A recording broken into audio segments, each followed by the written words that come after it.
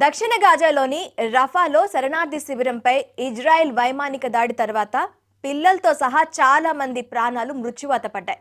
ఆ అటాక్ తర్వాత all eyes on Rafa social మీడియాలో ట్రెండింగ్గా మొదలైంది. ఇజ్రాయెల్పై ప్రజలు తమ వ్యతిరేకతను వ్యక్తం చేస్తూ దాడులను ఆపాలని పిలుపునిచ్చారు.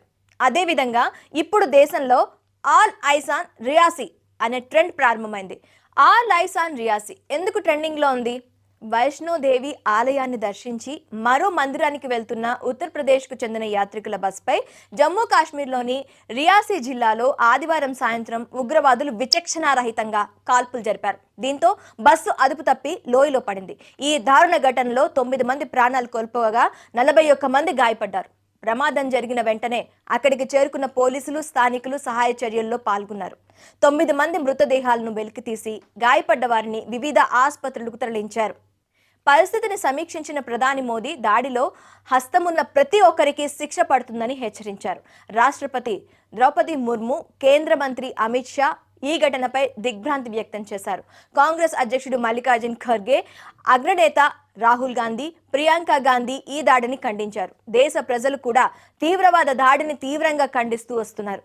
ఈ విషాద ఘటన యావత్ దేశాన్ని దిగ్భ్రాంతికి గురిచేసి విషాదాన్ని నింపింది. దాడికి సంబంధించిన వివరాలు వెలువడగానే బాలీవుడ్ తారలతో సహా పలువురు ప్రముఖులు తమ సంతాపాన్ని తెలియజేయడానికి, హింసను ఖండించడానికి సోషల్ మీడియాను వేదికగా చేసుకున్నారు. ఆల్ ఐస్ ఆన్ రియాసీ పేరుతో తమ అభిప్రాయాలను పంచుకుంటున్నారు.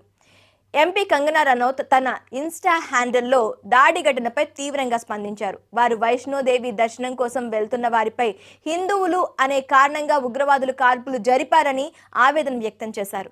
నటి రష్మిక మందన్న సోషల్ మీడియాలో హృదయపూర్వక సందేశాన్ని పోస్ట్ చేస్తూ రియాసీ గురించి విని నా హృదయం బాధించింది. చాలా మంది అమాయకులు ప్రాణాలు కోల్పోయారు. బాధితుల కుటుంబాలకు సానుభూతి తెలియజేస్తున్నానని తెలిపారు. ఇకపోతే నటుడు వరుణ్ ధవన్ సోషల్ మీడియాలో తన ఆవేదన వ్యక్తం చేస్తూ రియాసీలో అమాయక యాత్రికులపై జరిగిన భయానక దాడితో కలత చెందాను అని వ్యక్తం చేశారు. పిరికి ఉగ్రవాద చర్యను నేను తీవ్రంగా ఖండిస్తున్నట్లు కూడా తెలిపారు. ఇక మోడల్ ఉర్ఫీ జావేద్ దాడి వెనుక ఉన్న ఉద్దేశాన్ని ప్రశ్నించారు. జమ్మూలో యాత్రికులపై జరిగిన పిరికి దాడికి కోపంగా, బాధగా ఉందన్నారు నటుడు అనుపమ్ ఖేర్. ఈ దాడిపై వివిధ వర్గాల నుంచి నిరసనలు వెల్లువెత్తాయి. రియాసీ జిల్లాలో యాత్రికుల బస్పై జరిగిన దాడికి పాకిస్తాన్ నుంచి కార్యకలాపాలను నిర్వహించే ద రెసిస్టెన్స్ ఫ్రంట్ ఉగ్ర సంస్థ బాధ్యత వహించింది. కాశ్మీర్ ప్రాంతంలో అలాంటి ఉగ్రదాడులు మరిన్ని చేస్తామని ముష్కర సంస్థ హెచ్చరించింది. ఈ దాడికి తెగబడ్డ ముష్కరులను పట్టుకోవడానికి సైన్యం, సిఆర్పిఎఫ్ అలాగే పోలీస్ బలగాలు గాలింపు చర్యలు ప్రారంభించాయి. భారీగా రంగంలోకి దిగిన సైన్యం డ్రోన్లతో ముష్కర వేట ముమ్మరం చేసింది.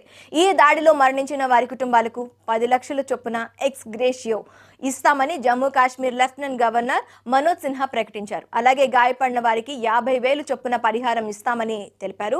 ఇలా బాధితులకు మనోధైర్యాన్ని నింపుతూ ఉగ్రదాడిని ఖండిస్తూ ప్రస్తుతం ఆల్ ఐస్ ఆన్ రియాసీ ట్రెండ్లో ఉంది.